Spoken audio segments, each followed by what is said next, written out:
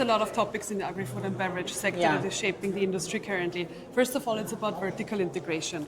So companies really try to focus and to stabilize the supply chain, the value chain. They try to focus downstream and they also try to focus upstream. So they really try to integrate like farms, for example, in the agri sector, but they also try to like enlarge their portfolio base to the end products.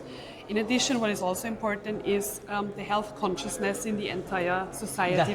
Yes, the health in the entire society, basically.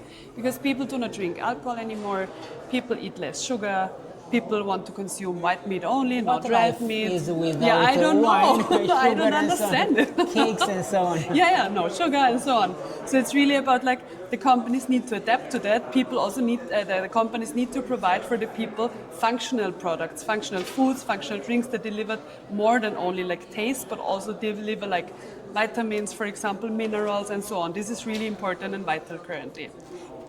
What is more is also like regenerative agriculture is a huge topic currently because the soil quality gets worse, the value chain is not as stable anymore, you cannot rely on the yields in the fields, so therefore really companies need to focus on how to get better value chains and how to really stabilize their crops and stabilize their harvests.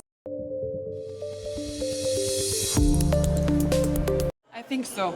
I think so. I mean, currently it's really difficult because input prices are super high. Fertilizer prices exploded over the last weeks, of course, due to the current economic and geopolitical situation. Cereal prices are still low. But you know, also with the high inflation over the last years, actually, beginning of this year, everything slowed down and everything stabilized a little bit after 22, 23, 24 with very high inflation.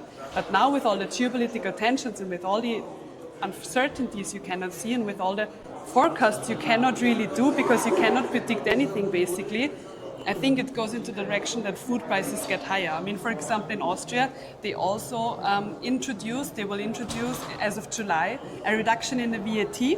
VAT for the food. For some food products, for example, to really help households to afford the food further on as well.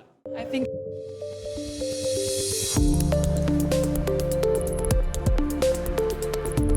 what is really important currently is brand loyalty. Brand loyalty. Yes. But how can you achieve this kind of that's super interesting. That's proposition, super interesting. Brand loyalty. That's super interesting because what you see currently is that consumers shift from normal products to private label products. But what you also see is that, for example, Coca-Cola, Red Bull, which everyone knows of us, people stick to that products. They do not shift, they just stick to that product. So you really need to have like good brand, you need to build up a good brand to scale it internationally and then the consumers just stick to it. So that's really interesting. Austria, for let's say Romanian company, how hard or easy for Romanian company from agri-food is to enter in this market? It's difficult currently. On the agri side maybe easier.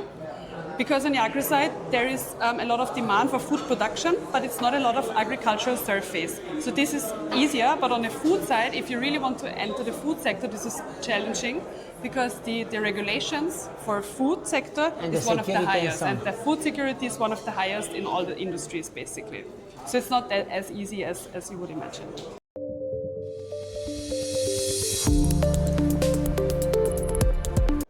I think it's getting better. In the past, it was really that clients were super conservative and only were used to the local products they knew.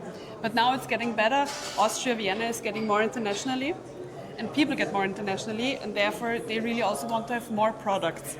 So therefore this works, and if you also partner up with large food retailers, for example... We have a chance, Romanian companies have a chance to come here.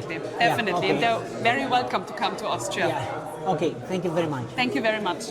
Bianca, we have